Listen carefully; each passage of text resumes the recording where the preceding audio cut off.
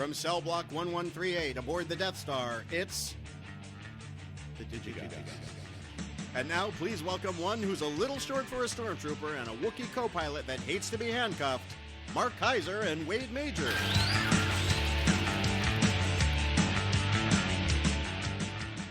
I always love a good Star Wars reference, especially that one.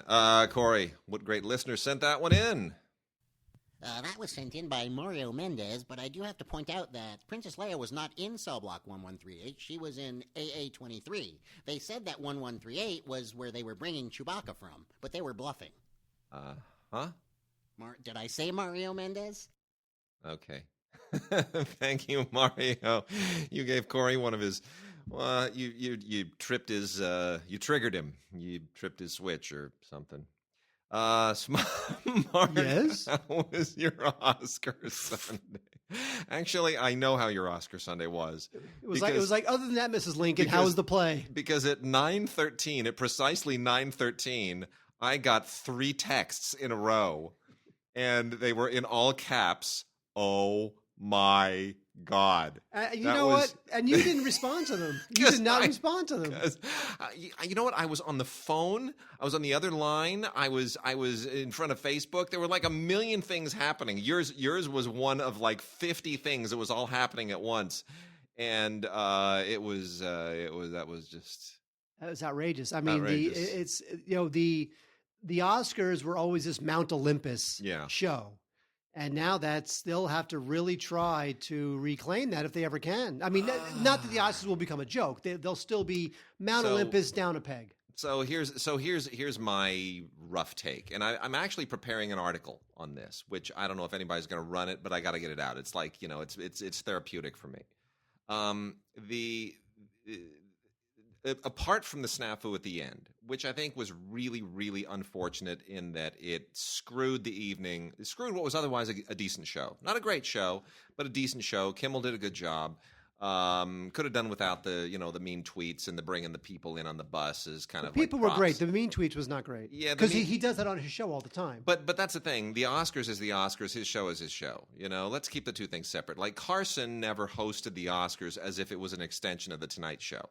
He didn't come out and say, and if all the fork in the road, there was he didn't do like Karnak during the Oscars. It's a different thing, and we need to understand that. So they need to separate those two things. And the people being using them as props, I'm not so keen on that. And it turns out one was a molester, and you never know. You can't vet the people, right? It's like it's just a thing.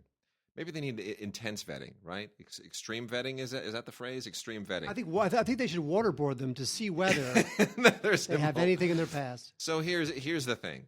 What's overlooked in all of this, and it's upsetting that Jenkins didn't actually get his proper Best Picture moment. It's upsetting that Emma Stone had, instead of being asked questions about, how happy are you, like she was sort of having to navigate the waters of, I like Moonlight.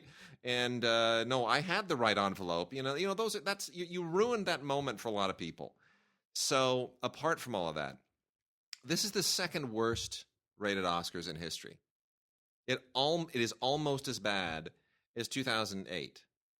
And 2008 was bad because the two films in competition, if you remember, were There Will Be Blood and No Country for Old Men. Two movies that no one had seen, and if you had seen them, you would probably want to slit your wrists before you actually have to sit through them again, much less back-to-back. I mean, two very brooding, heavy, dark, depressing, but incredibly artful movies.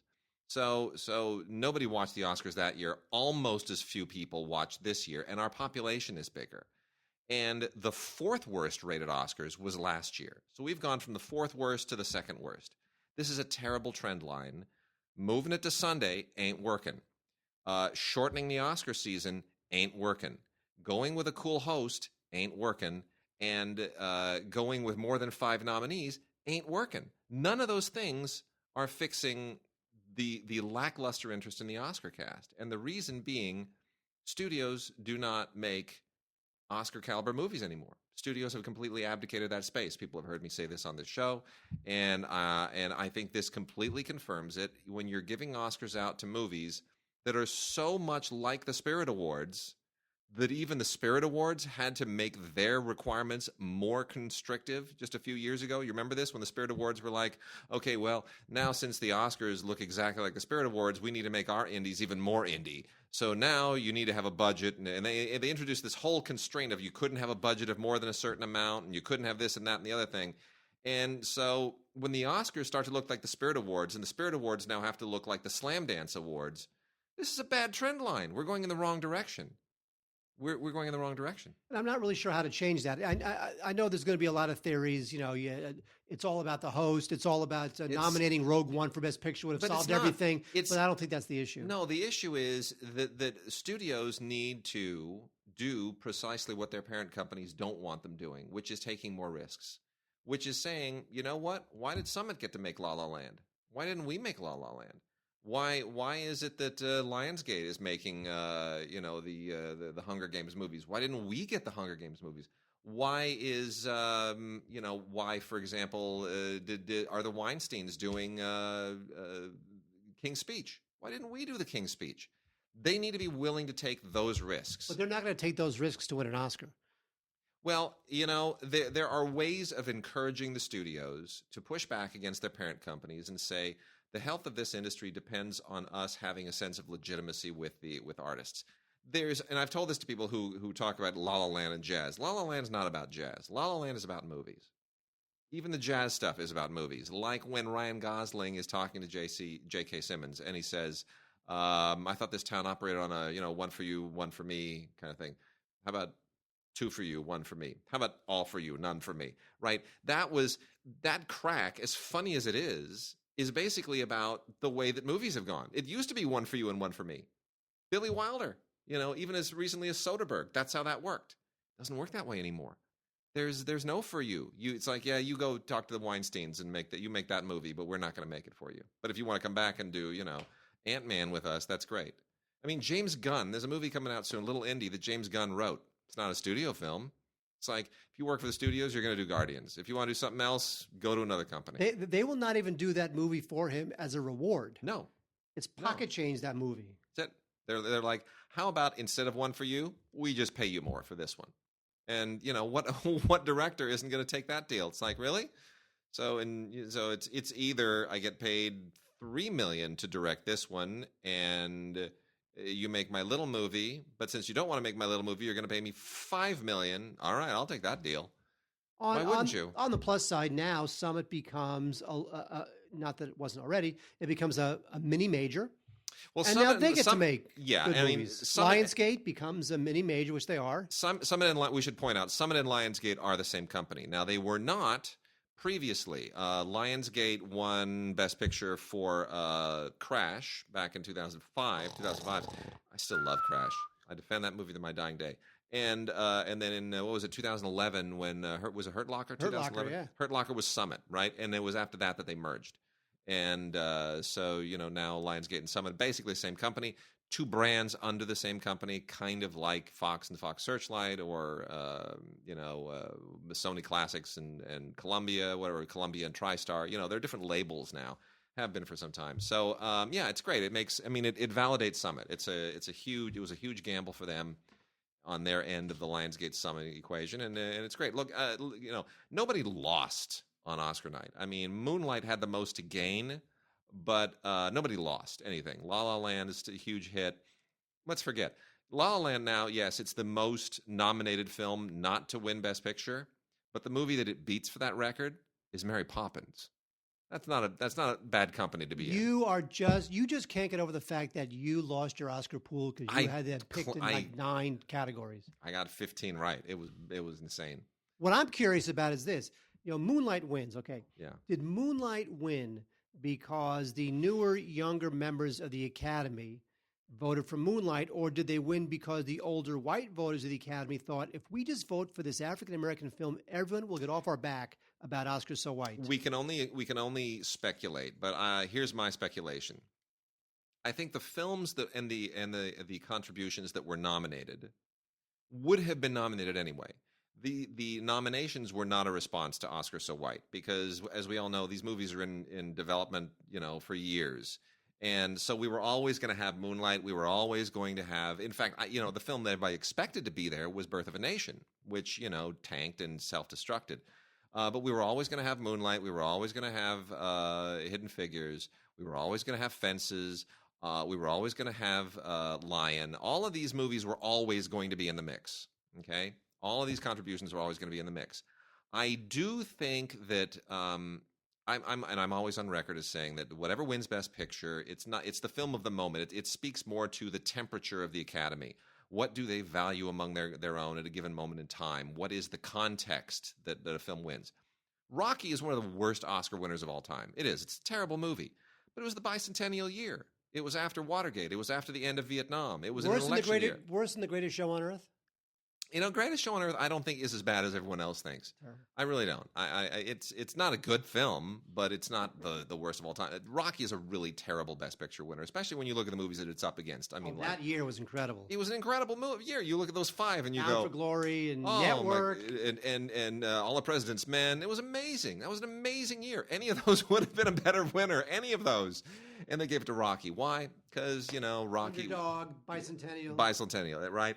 So you take the temperature. La La Land would have been pushing all the same buttons as The Artist just 4 years ago, okay? And it would, The Artist already was speaking to a sense of nostalgia, which I think the older generation of the Academy has in their blood. We long for the days when we could make movies like this, when everything was different. I do think the younger members of the Academy, and I do think more liberal members of the Academy who are affected perhaps by the Oscars So White campaign and might have had their votes swayed, let's share the wealth a bit.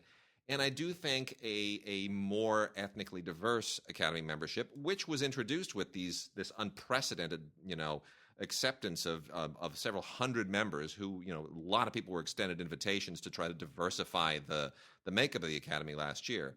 I do think that had an effect. But I think mostly what this is saying is there's a demographic in the Academy that feels like the nostalgia for the movie business represented by La La Land versus the nostalgia for the Obama years that they're projecting on Moonlight.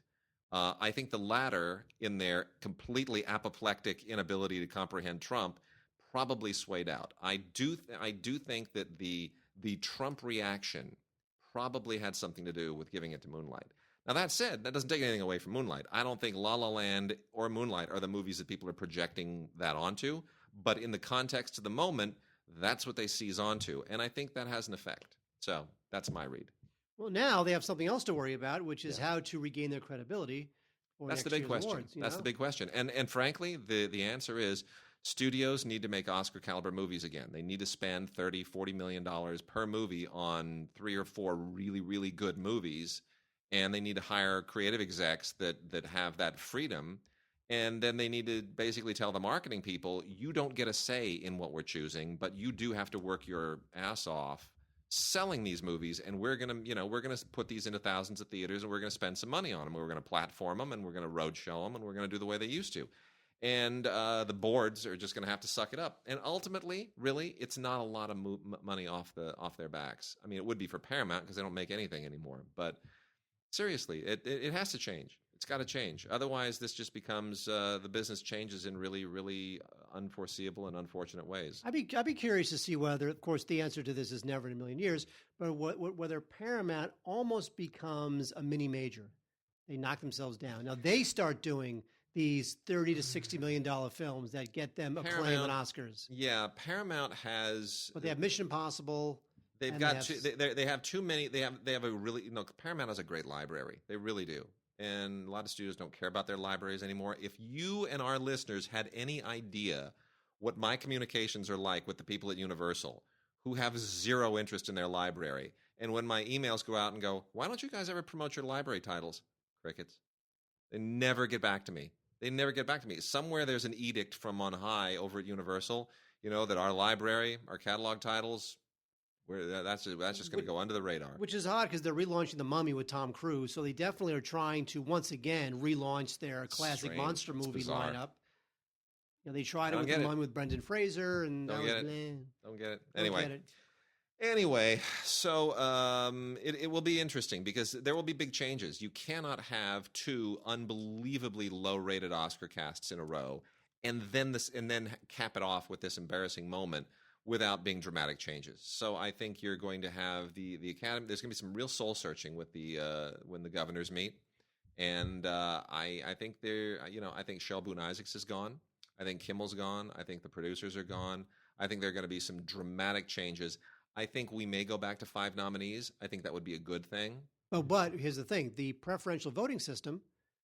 That's gone. That's got to be gone. That's gone. That's gone. The preferential voting system, and this is another point that I've been bringing up, which is the film that has won Best Picture. We've had.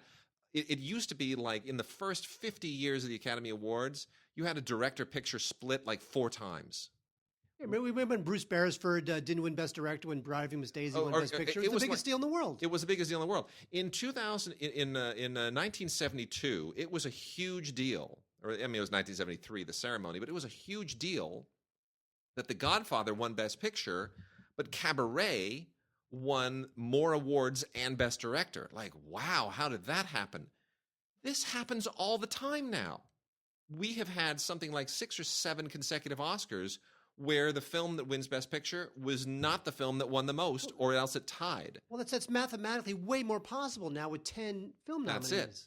And when you have to rank, when Best Picture is not the one that gets the most votes, period, but it's based on this algorithm because people rank from 1 to 9 or 1 to 10, it changes. And it gets very, very hazy. And I don't. The Best Picture doesn't have to be the one that wins the most awards every year, but it kind of should be. It really should be. It makes it exciting. We haven't had that happen since The Hurt Locker. Well, then the 2009. The only other way to do it is to do it the old-fashioned way, which is at just one man, 5 one nominees. vote. That's it. 5 nominees, one man, one vote. That's it. That's the way it should be. So they need to go back to that. Frankly, I think they should go back to Monday nights. I think they're going to get better ratings on Monday nights. I really do. I think Sunday night I understood, but there's too much else going on Sunday night. Monday night, the only thing they ever had to compete against was Monday Night Football, and football season is over in March anyway. So push it back to the end of March, and nothing else going on a Monday night. People race home. Do it. I agree. They should do it. I agree. It's time for change. Time for change. It'll be a later show again. It'll start at 6. It'll be midnight on the East Coast before anything really wraps up. But so what? They're not going to. New York is the number 1 market in the country. They're not going to do that to the number 1 market in the country. Well, that's how it used to be. It used to be. They're also only used to be 3 networks. Yeah, but so you don't want to alienate people when they can easily either go to sleep or click to something else. I think they need to, and you need to get together with the studio heads. You need to say, seriously, Uncle, please, what do we need to do to get you guys to make some serious movies? I mean, really, make more. What do we need to do to get more Moneyball, more fences? But how is that going to increase the ratings of the Oscars? Let's say Paramount made Lion. Yeah. And let's say Universal made Hell or High Water. Yeah. Because they would have except for marketing dollars. Well, that's it. No, they would have put those into 3,000 screens instead of 300 screens. Maybe they would have platformed it. Maybe they would have platformed it. They could have platformed it, but even when you platform something, you're still spending tens of millions of dollars every week to get people jazzed up. When's it coming to my town? That's the whole point of platforming, is to sort of, amp up the anticipation, to blow the balloon up so that when you finally let it go, it just run like, oh my gosh, I've been seeing ads for that forever and I've been waiting for it and now it's finally here. Well, then maybe maybe the studios should just be distribution partners in a lot of these films, which they are already. Well, that move already started happening 30 years ago. Yeah, so somebody else can make it. Universal picks it up, as happens all the time, especially at festivals. Yeah. Universal picks it up, and they distribute the hell out of it. Yeah, do it. Seriously, come on. Because they're not going to make those movies. They're not going to make the $30 to $60 million Oscar bait films. All right. Speaking of, Moana's out. I do not have Moana in front of me because my daughter will not let it go. But I will tell you, it's pretty great. It's a great movie. Parts of it make absolutely no sense. I mean, Moana's a little bit of a mess of a script. Didn't really all fall together. There's like the giant boat with these little midget people who wear masks on it. Comes out of the blue and goes nowhere. It's just a set piece for the hell of a set piece. But you know what? My daughter loves Moana. That's all you care about. That's all I care about. Moana is absolutely terrific. I'm wondering, they sent us a 3D Blu-ray. I'm wondering how much longer they will continue to make Blu-ray 3D because they don't make 3D televisions anymore. So they're basically releasing Blu-rays with 3D only for the installed base. And eventually that installed base reaches a place where that's not really worth anybody's time anymore. Absolutely not. Yeah. So anyway, perfectly fine. I prefer it regular Blu-ray, as I do most things, and it is just it is loaded with extras, deleted song, deleted scenes, a really great little mini movie. It's just terrific. Everything on Moana is terrific. The sound is staggering. The songs, I think, are better than people gave them credit for, and Dwayne Johnson can sing. Who knew? Seriously. You know, it's funny too. My daughter is at last becoming very aware of the fact that not all Disney princesses are alike. And you know Disney made a concerted effort to make sure about 5, 7, 10 years ago that all their Disney princesses were no longer white, blonde. My daughter now understands that the Disney princesses are different, and she can put them into two different groups. Those that have short sleeves and those that have long sleeves. And I'm not kidding. I'm serious. She separates them. I got her little dolls, and she takes Tiana and Snow White and Moana and Alice in Wonderland, who's part of the princesses. They all have short sleeves. They all go over here, and then you've got Jasmine and Cinderella and Belle. They all have long sleeves. They go over here. It's the funniest thing in the world. Speaking of Belle, I saw Beauty and the Beast. Yes, how is it an exclusively gay Beauty and the Beast? It is not. You know what? It's so funny. It's like Outfest Beauty and the Beast, right? It really is. You know what? There is so much rambling gay sex you would not even believe it. That's what I've heard. It's like yeah, but it toes the lines so beautifully. That I hear that Belle is trans and Beast. Well, the Beast is he's a bear. Yeah, right. Gay exactly. He's a bear. Yeah. Because the gay thing is so interesting because if you are gay yourself or you're sympathetic to those causes, you will see Josh Gad's character as being gay. Yeah. If you are not, then you will either be offended or you'll just think it's being played for laughs, which really is almost more offensive to me because if you're going to have a gay character in a Disney film, have him be gay. Don't play him for laughs. So some of it kind of depends on your approach to gay issues and homosexuality. But the film, as I told Wade before the show, is essentially the film pretty much answers the question, what would the animated film look like if it were live action? Yeah. And when it was over, I said, okay, now I know. Yeah. That was it. Well, as long as we're on the subject, before we get back to Beauty and the Beast, which, by the way, I'll say what I have to say in just a moment. We have a couple of LGBT titles, both from Wolf. Departure, filmed by Andrew Stegel.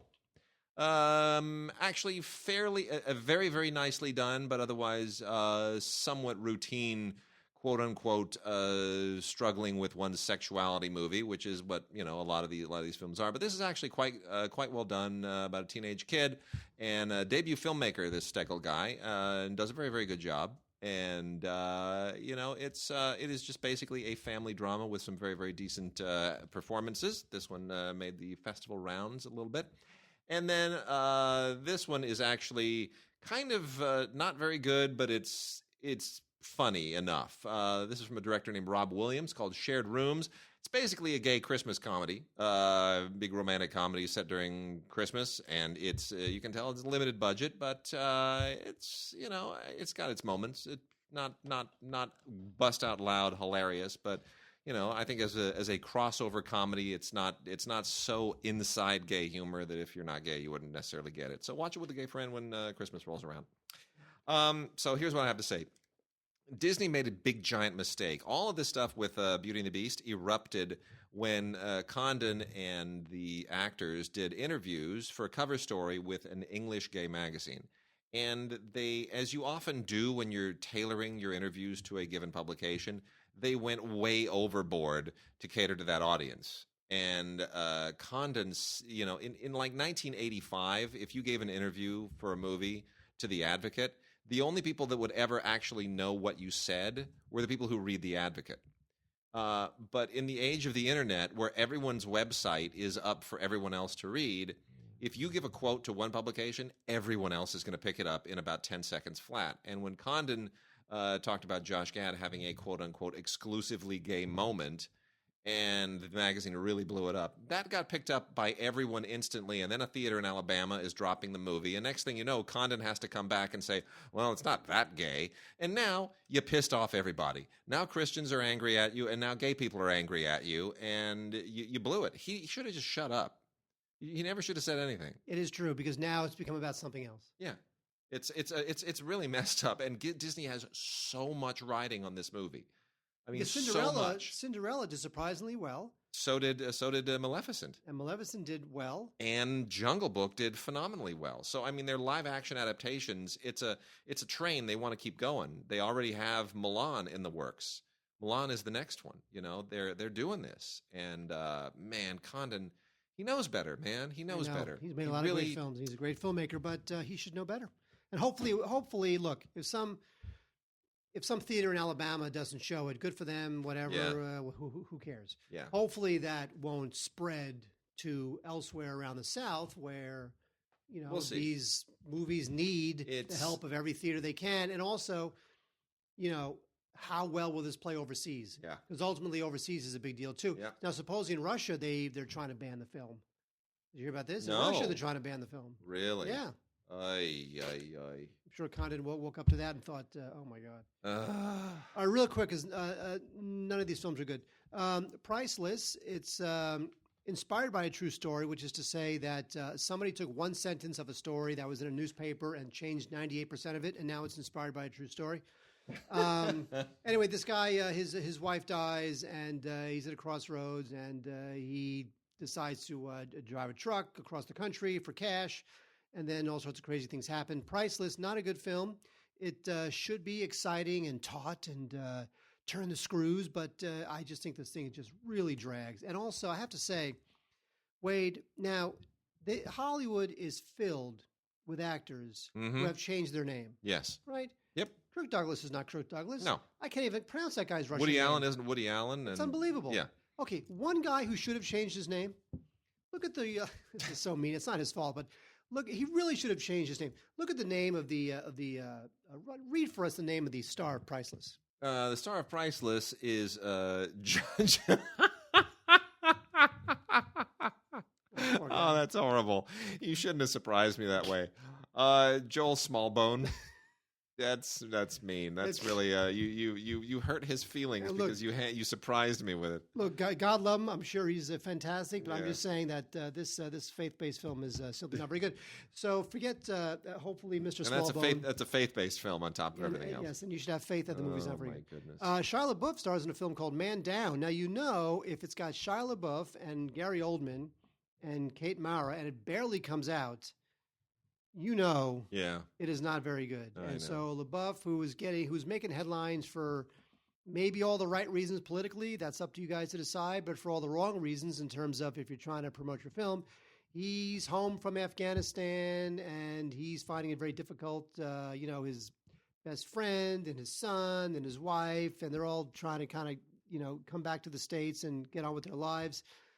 And it's got these weird, like, post-apocalyptic overtones to it, and it tries to give, like, kind of this poignant message about mental health and mental health of our veterans, but the thing was very kind of exploitative and overwrought, and I really did not like it, and I'm having trouble now separating Shia LaBeouf, the actor, from Shia LaBeouf, the freak.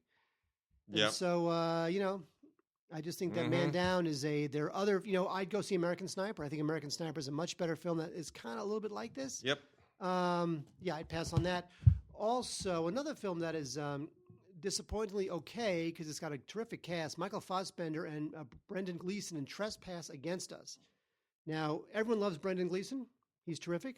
Michael Fassbender had a moment there. Now that moment is kind of slipping a little bit with Assassin's Creed and now with this. But the movie is there's three generations of this family, and they're all outlaws, and they all live on the British countryside. And so it's what this family goes through. And again, it's good cast. But in the end, you're spending a lot of time hanging out with these criminal types, and their idea of fun is not my idea of fun. And I just found the thing is just really lamely directed and not much impact. And there's something here that needs more. It felt like it needed some, sociological or more political credibility to kind of give it that extra dimension, and it just didn't really have it. So I just found this thing just be very bland and just not that great. Although I love Brendan Gleeson and Fassbender too. Yeah, I do too. Bummer. Big bummer. All right, I got 3 horror films here that are, moderate. Well, it's all kind of trashy, but it's varying degrees of trashy, and there's going to be fans for all this stuff. So I don't know. You make the decision whether or not it's your kind of thing. None of it's really my kind of thing. First up is Officer Downe, Downe. You get it, Mark? It's a pun. Officer Downe. I don't get it. Okay, well, he's kind of like this zombie officer. Basically, this is a guy. It's a little bit of RoboCop here. There is, through dark science, they can resurrect this guy endlessly. So he's basically a rampaging zombie policeman that they just keep resurrecting to go out and go at it again. And they try to turn it into kind of a buddy cop thing at a certain point. And it's based on a graphic novel, apparently, which I've never heard of. It has the tagline is better than the movie. Crime never sleeps, but justice never dies. Anyway, this is really, really over the top and unhinged. It's I guess there's a little bit of Deadpool in this too. It's like Deadpool meets RoboCop. Probably the best way to put it. Anyway, it's relatively well made, but pretty much straight for genre audiences.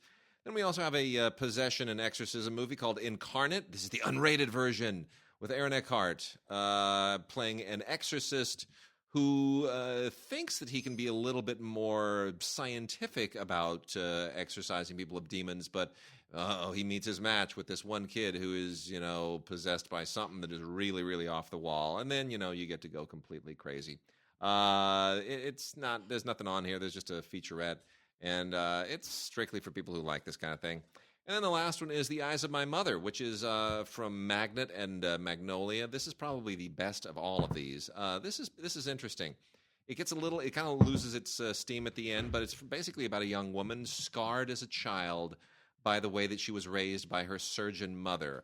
I will give you no other details. The revelations in this thing are very smart. Again, it really only goes off the rails at the end, but it's pretty interesting. And it has an interview with the director, Nicholas Pesce, which I think means fish in Italian or something. Anyway, and it's got some stills. All of these are on Blu-ray, and genre fans should have a nice, fun post-Oscars month. Wait, I'm trying to get rid of this chocolate peanut butter ice cream. Okay, I'll twist my arm. Well, here's the thing. I had dental surgery on Wednesday. Oh, yeah. I had an implant installed. Is that why your face looks so puffy? Yes, it is, Wade. It's why my face looks so goddamn puffy. And so $7,000 later, implant sinus lift, $7,000. Mm-hmm. It sucks. Of which my insurance only covers like $1,500. So That's basically, I will be staying home a lot. Wow. For the next 5 years. Lame.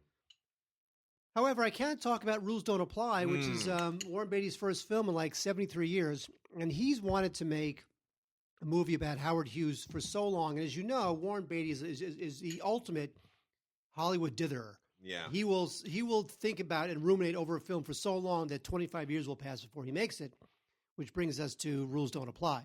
And the funny thing is that I guarantee that when he first thought about making a movie about Howard Hughes, it would be a movie about Howard Hughes. But he took so long, and he is now so old, that if he were to make a movie about Howard Hughes, I don't know that people would buy it. You'd have to have 3 other actors playing him as a young man. But now he's got to make the movie about these 2 other people, this young actress and Howard Hughes' driver, played by Lily Collins and Aiden Aldenreich, and how Howard Hughes is sort of this shadow figure and trying to help bring them together. So in a way, now Howard Hughes is sort of this background, in a way, supporting figure, when really you just know that Warren is like, I just want to make it about Howard Hughes. That's all I care about. Which is really good ice cream. Thank you. That's how I felt about the movie. You liked it? No. I thought the ice cream I was eating while I was watching it was good. So I just think that it's not bad, but it's white bread, right? I don't think this is the film that he wanted to make. No. I think he wanted to make his ultimate Howard Hughes film, but in the end, he's so damn old, and he's too old to woo the girl. So he's got to find a young character. He's got to create a young character to woo the girl instead, and that's Aiden Aldenreich, who's the new Han Solo, and he's terrific. Would you rather go out being the guy who screwed up the most important moment in Oscar history, or the guy who made this movie? See, What's more embarrassing? The problem is that if this movie, people don't remember this movie anymore. It's already gone. 30 million people watch, or 32 million people watched the Oscars, watched them screw up. 32 million people didn't see this movie. No, but if this movie came out now, people would say another screw up for Warren Beatty. Off the heels of the Oscars, here comes his first film in 20 years. Rules don't apply, and it's just as bad as the Oscars. You know what I mean? Like this almost would have gotten more attention, if negative attention. So I just, this film is just, it was very disappointing, and at his age, I'm afraid that's pretty much it for him. Yeah, especially now. All right. So Open Road, who won Best Picture last year for Spotlight, went from Spotlight to Moonlight. If you want to win Best Picture next year, put light in your title.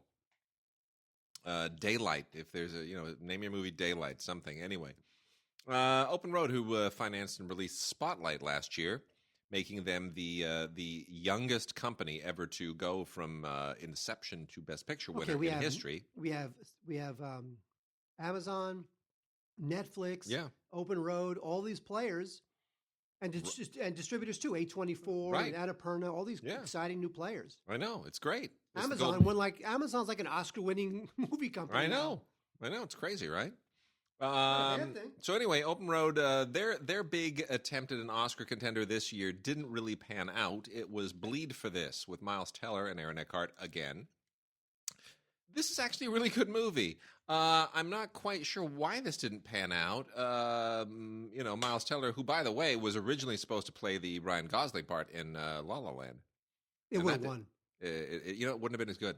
I'm glad he did this, and I'm glad that Emma, what's-her-name, went on to do Beauty and the Beast, because that was the original pairing that was going to be in La La Land, and that wouldn't have worked. By the way, people say, oh, if it was Miles Teller, then he would have starred in an Oscar-winning picture, but it would have been a different film. Yeah. And it may not have been as good. And it's funny, too, because Ryan Gosling, to me, was the weak link in that film. And it was still nominated for 14 Oscars. This is basically a true story of a guy who was a boxer and then who suffered an auto accident that severed his spine and had to make what was a near impossible recovery to box again. So this is not one of those will he or will he not win the fight movies. This is will he or will he not actually recover his life movies. It makes it a little different. Not a conventional boxing movie. It is a very, very good film. And it's on Ultraviolet as well. And Miles Teller continues to just surprise me. He's a much better actor than I'm ever willing to give him credit for. Every time I think he's hit the limit of his range, he pushes and he goes somewhere else. So Bleed for This, which also includes deleted scenes. And it's Ultraviolet and Blu-ray and DVD all on the same package. Very, very good. Good stuff. We have a thing called New Life, which is a little indie that probably deserves a little bit of love and attention. New Life is kind of one of those gentle, soft. I don't know why do I always forget the guy's name? The Nicholas Sparks. It's kind of Nicholas Sparks-ish. Yawn. But this is but it's not. But it gets a little bit more real at a certain point. It has a very, very good cast. Some great sporting performances by like Terry O'Quinn shows up in this thing. He's always very, very good. A little bit scary and intimidating, but has a great face. Anyway, basically two people who, grew up as kids, guy and a girl, and eventually, have a romance as adults, and then something happens, and I won't tell you what happens. It's really good. I enjoyed it. I thought it was very, very good. Jonathan Patrick Moore and Aaron Bethea. Very, very good. Never seen either of them before, but I thought there's some good stuff to it. And then we have a movie that I absolutely detest. I despise everything about this movie, Ice Age, The Great Egg-Scapade. Absolutely horrible. Dreadful. Dreadful, dreadful, dreadful. There's nothing good about this. This is just, more nonsense from the whole Ice Age thing. I just can't. I thought Collision Course was bad, and this is just nonsense. This is just trying to get an Easter thing going. I'm so done with Scrat and everything to do with this world. Why do they keep making these movies? Because Ice Age is huge overseas for some bizarre, strange, insane reason. I don't know. And then Mark, I'm going to let you you like that a whole lot better than I do, so you can lead on that. I love my ice cream. Idris Elba making a lot of movies that go straight to DVD these days, but they're all pretty good, to be honest. Yeah, but he's awesome. I wish he wouldn't do that. He's great. I know. I wish he wouldn't do it either, but they're throwing money at him, and as long as they're doing that, boat payments, right? Like he used to always say. This is a British film. Idris Elba, Gemma Arterton, who I also adore, along with Tom Cullen, Franz Drama. It's not a thriller per se. It's a little bit more of kind of a gentle version of Crash set in London. Maybe that's the best way of putting it. 3 separate stories all take place present day London, and Elba plays a former rugby player, and Gemma Arterton is an actress who doesn't want to be married to him anymore. And then, there's some other very, very interesting little tidbits in here. There's a guy who's a cab driver, and how all these stories kind of wrap together is interesting. This movie was released theatrically in some places by Samuel Goldwyn. It didn't really go anywhere, so it winds up being basically a straight-to-DVD, straight-to-Blu-ray movie for 90% of the people. I don't think this had an LA release. I think it had a very, very limited release. It may have. But as far as I'm concerned, this is straight to DVD, straight to Blu-ray. I've never even heard of it. Anyway, so that's called 100 Streets. Every street has a story. See it for Idris Elba and Gemma Arterton. They're just great. Speaking of it's great, I love Jackie. I thought it was great. I love this film. An extremely unconventional biopic. This is not like Jacqueline Smith playing Jackie Onassis. Yeah. This is really more like, when somebody dies is obviously... most of us know, and if you don't know, I'm sorry when you find out someday, that the first few days you're almost in like this haze. Yeah. It's like you're covered in gauze. Right. And that's what this movie is. Yes. This movie just wanders around in a daze as she tries to come to grips with what happened, as not only as a person, but as a first lady, as the wife of the president, and all the pressure that's on her. And the music and the drifting camera, and I don't even know that it needed the framing device. The framing device is the thing that drove me crazy. I'll tell you. But that's the only thing that allows her to articulate her feelings. Otherwise, she's not ready to do that yet. I know. It still bothers me. Still bugs me. I've never liked that framing device. I have forgiven it twice. Only because Lawrence of Arabia. No, Lawrence of Arabia doesn't have that. Dr. Zhivago has that framing device, kind of. It's not a journalist interviewing, but it's Alec Guinness. But Zhivago does it in a very interesting way, and it's much more subtle. The one that really shamelessly does it is Chaplin, and the makeup is terrible. And Robert Downey Jr. is at the old age makeup. It's ridiculous. It's horrible. That entire framing device in Chaplin is just dreadful. The rest of the movie is great. Here, the framing device isn't dreadful; it's just lame, and the rest of the movie has spots of really good stuff. Two of my other problems with it, her accent comes and goes. She kind of overdoes it a little bit. The sequence where they recreate the aftermath of the assassination is astonishing. That is amazing filmmaking.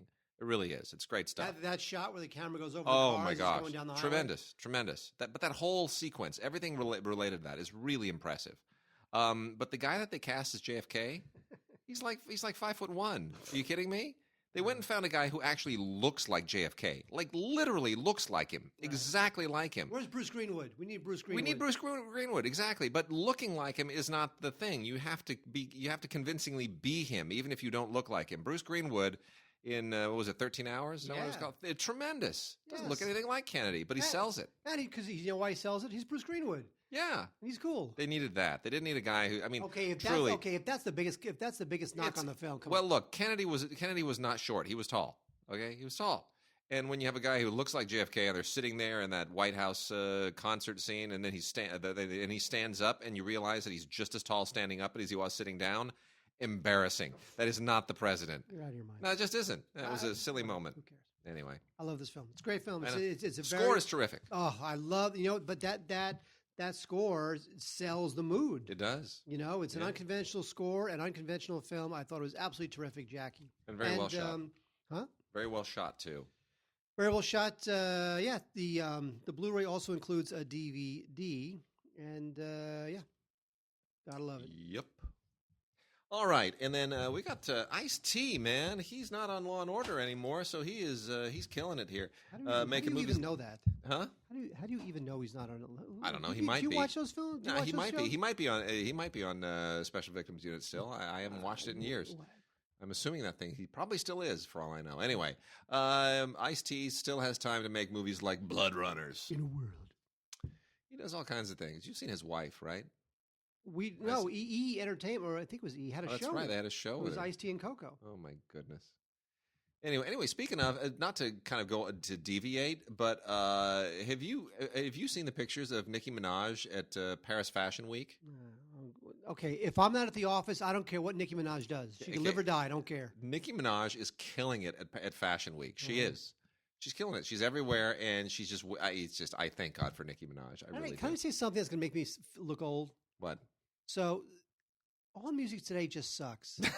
It's just so. It's either just like this obnoxious beat over a bunch of swear. I feel so old. Just like this obnoxious beat over a bunch of swearing. I know. Or it's like generic Taylor Swift crap. Right. Like, where is that distinctive? Where is John Philip Sousa when you need him? Right. Johnny Phil Sousa. JF. JP. That right. JP. We'll call him JP. JP Sousa. Yeah. Love it. It could be John Philippe Sousa. Maybe he changed his name too. Okay, so anyway, Ice-T plays a vampire, and this all takes place during Prohibition, and he's a vampire during Prohibition. I don't know. Seriously, I don't know where else to go with this. It's rather silly. It's made for next to no money. I'm sure Ice-T did it just because he wanted to play a vampire, but it's silly. It's not as far as movies set during that period. It's not as misbegotten as the Ben Affleck movie. What is it? Was it They Call Us Night? They Drive by Night. Oh, they live by which night. I never even went up They seeing. live by night. Yeah. But anyway, all right. So Ice-T, Bloodrunners. It's on Blu-ray. Knock yourself out. Boy, Naomi Watts, man, she's got to step up her game. Yeah, I know, right? What is she doing in stuff like Shut-In? I just don't understand. She plays this. She's a child psychologist, and the husband's dead, and they live in New England, and then this girl goes missing, and there's some ghosts. There's a ghost thing going on there too, and I just think this thing is just absolutely terrible. I don't know what is wrong with Naomi Watts' career. This thing, there's not thrilling at all. The whole thing is just a bunch of just over the top nonsense, and I just feel like the character, she just walks around holding a lantern, pretending to be scared. It really was oddly inept. I don't really know what the situation is, but I would definitely pass on Shut-In, although it does have Oliver Platt, and Oliver Platt's always moderately priceless. Yes, he is. So, it's great. Love Oliver Platt. He's the Plattiest. He's the man. All right, let's see. We got one more, right? We got one more. Is this of the new films? Yeah. So Resistance has to throw a great big swastika on the cover so that you understand that this is resisting Nazism, because resist has become like kind of a cliched thing now. Michael Sheen shows up in this for some strange reason, I guess because he does all kinds of things. This is a pretty standard World War II movie, except for one interesting twist, which is the same twist that we have on the TV show. What's the TV show with where World War II Nazis have taken over the world? South Park? No, The Man in the High Castle. It's kind of Man in the High Castle. Not South Park? No. So anyway, D-Day failed. Britain is occupied by Nazis, and you wind up, but somehow enemies have to become friends. It's a little bit not really fully fleshed out. Michael Sheen's very, very good. Amit Gupta's a very good director, but it's needed better thinking, better writing, better execution. And if you're a fan of Game of Thrones, there's a couple actors from Game of Thrones in here that warrant a sticker on the retail packaging to point that out, which is never a particularly great sign.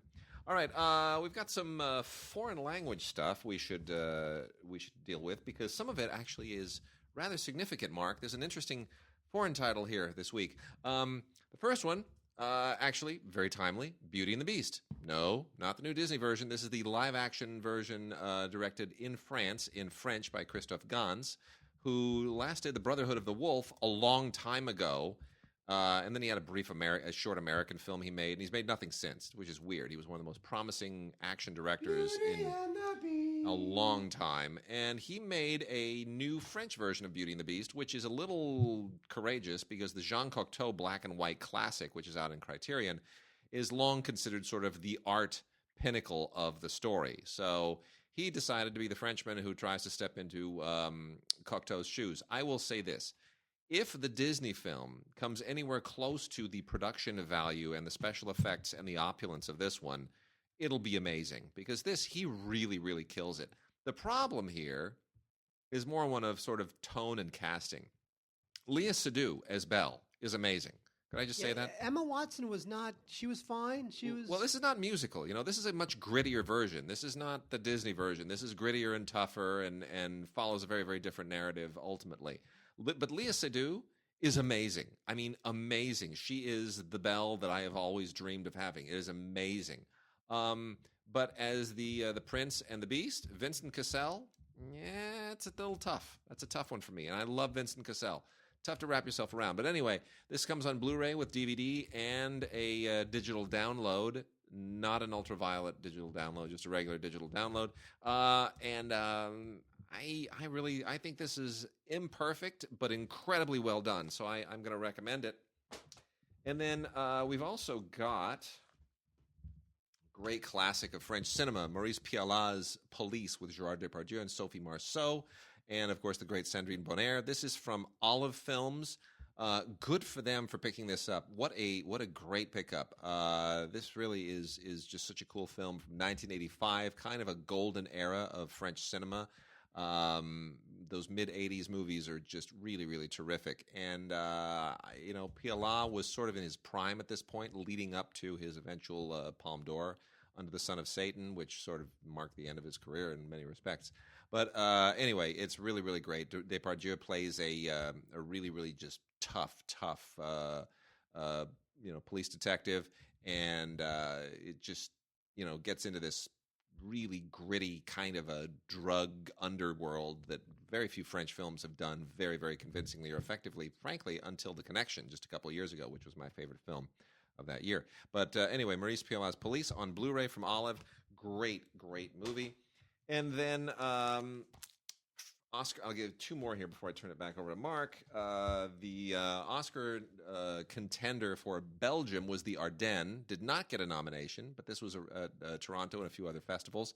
And this is from the producer of Bullhead is how they promote this, which doesn't really mean much.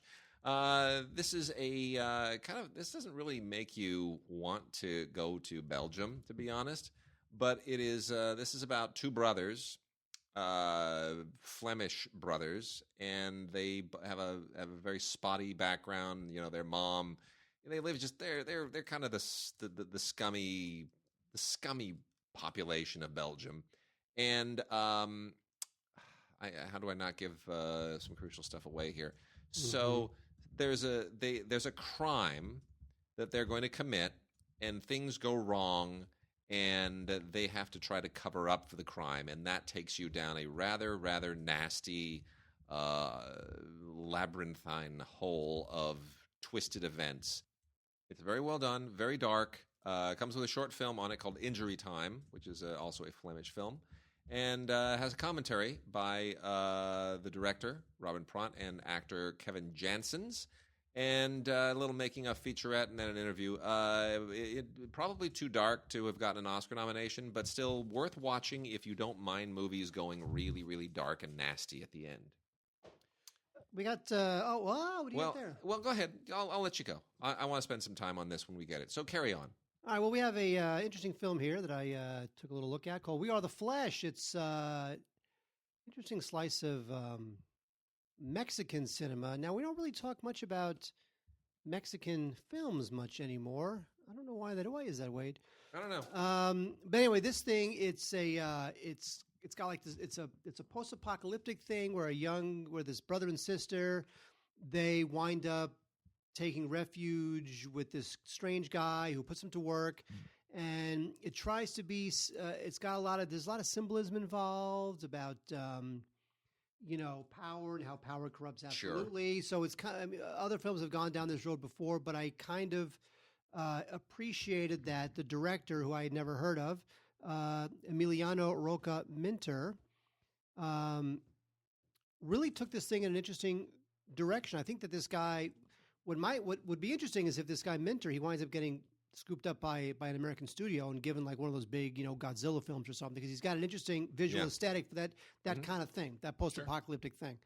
So anyway, this thing is definitely a trip. We Are the Flesh. I would definitely check it out if you're interested in international cinema that is not like, that's a little more budgetarily and thematically ambitious than just like, two people in a favela hanging out and robbing people. All right, now let me get into some fun stuff here. We got a couple from Cohen. A couple of really, really good films from Cohen. A couple of good Blu-ray releases from Cohen, and I like Cohen because I'm completely biased.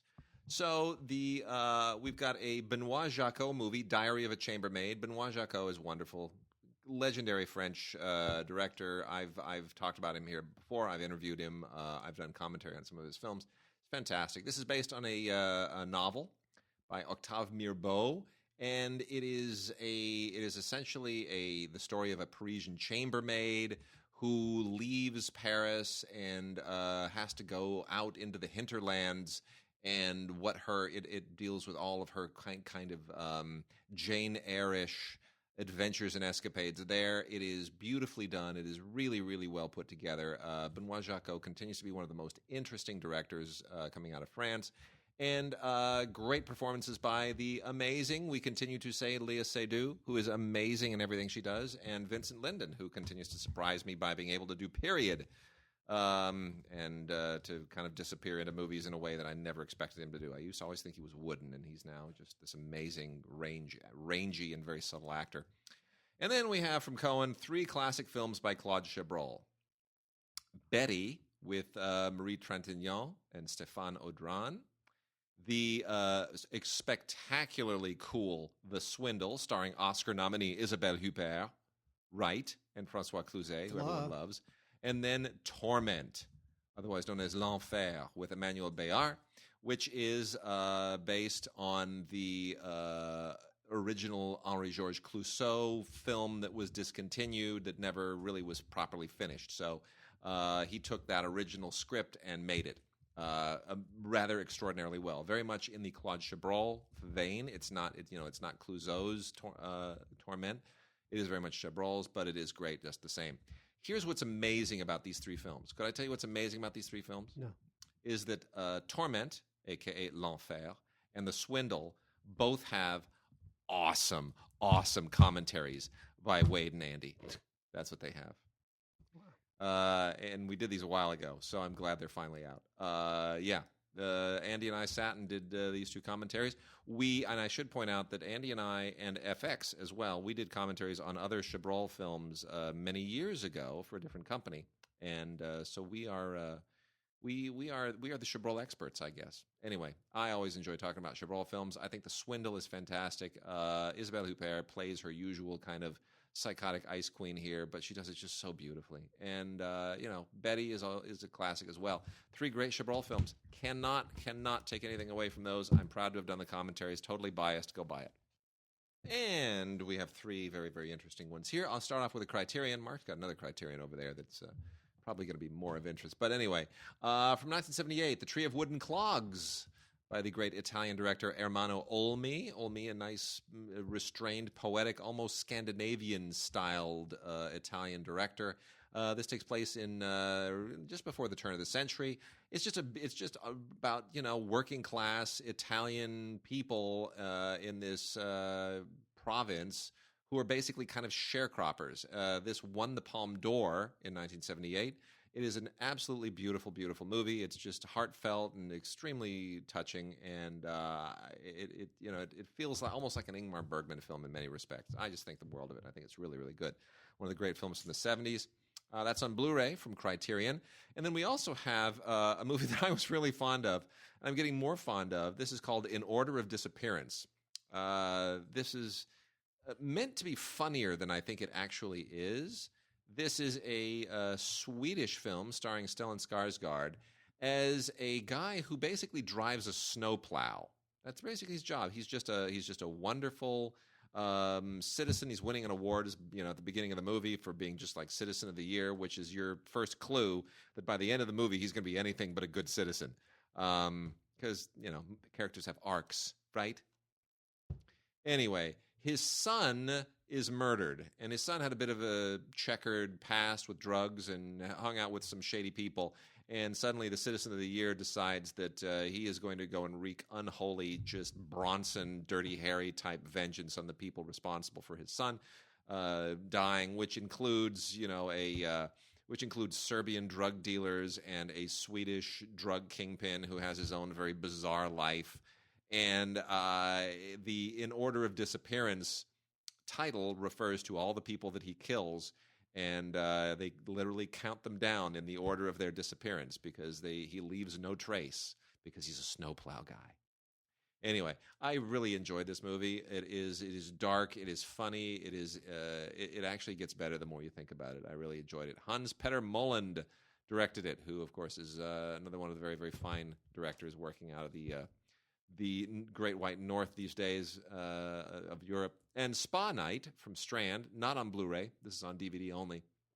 But Spa Night is a film that takes place in LA's Koreatown, and it's about a very, very conservative Korean family whose son is coming to grips with his sexuality. He's a gay man. He's closeted, and it's a struggle because you're in a very, very conservative community, conservative family.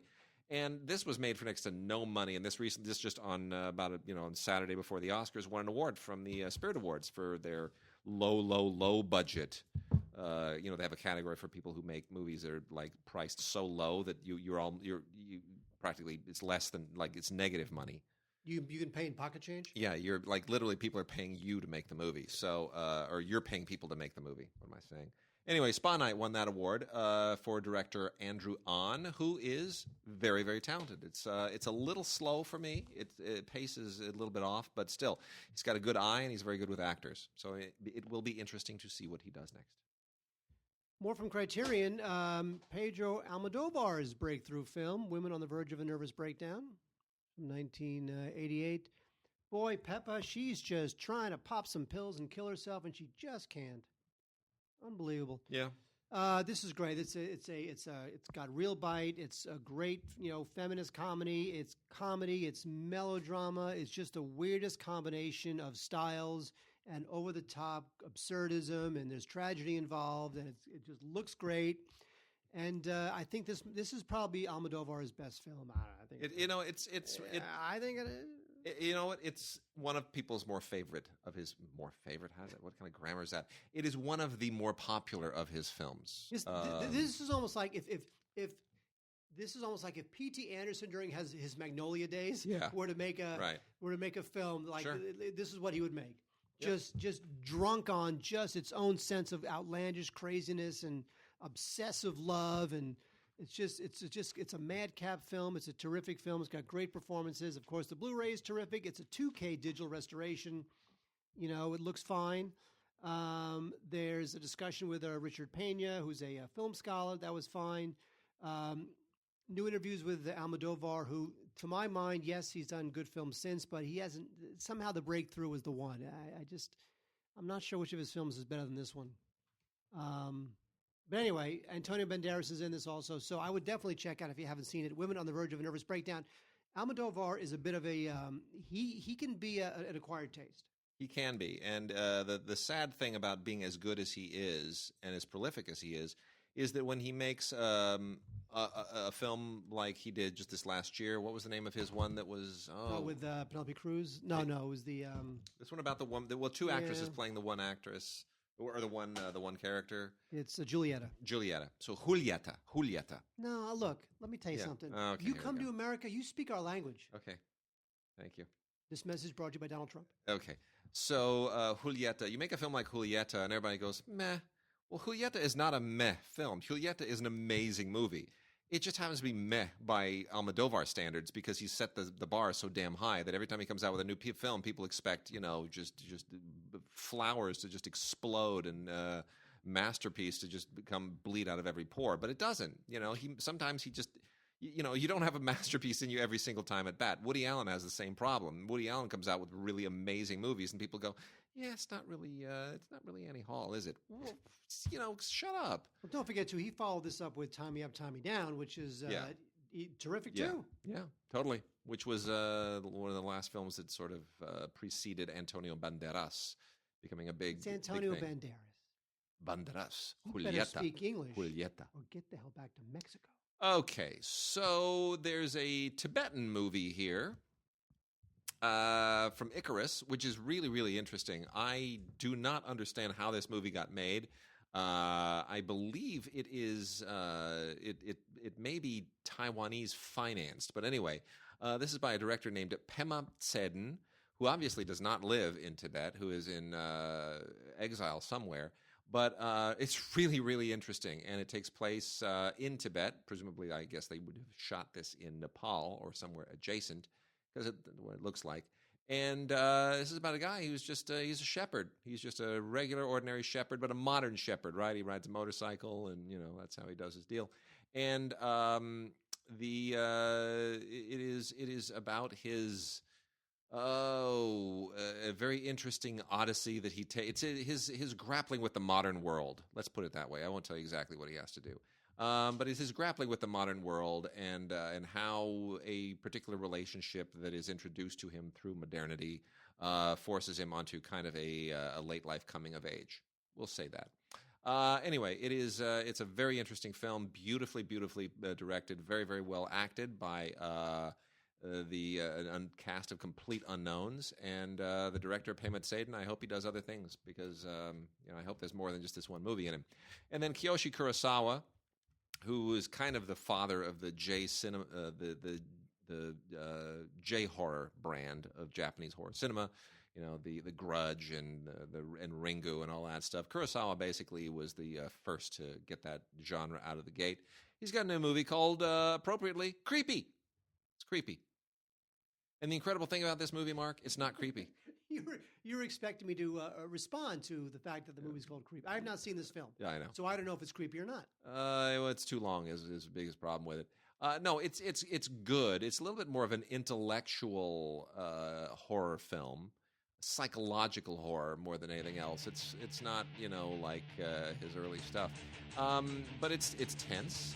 And it, deals with a guy who, a detective who had a really bad incident about a year earlier, and he's sort of trying to put his life together in the wake of this particular incident. And then something happens that causes the incident of a year prior to become a factor in his life again. So it gets very interesting, very psychological, very tense. It is extremely well done, but don't expect J-horror. It is much more of this is a more mature and introspective Kurosawa working here in the movie. All right, Mark, that should do it for this week. What? Yes, that should do it for this week. Next week we will not talk about the Oscars at all. We'll try to, right? And I have no food for you. Oh, that's all right. I'll just eat all the ice cream now. All right, we are done. We'll see you next week.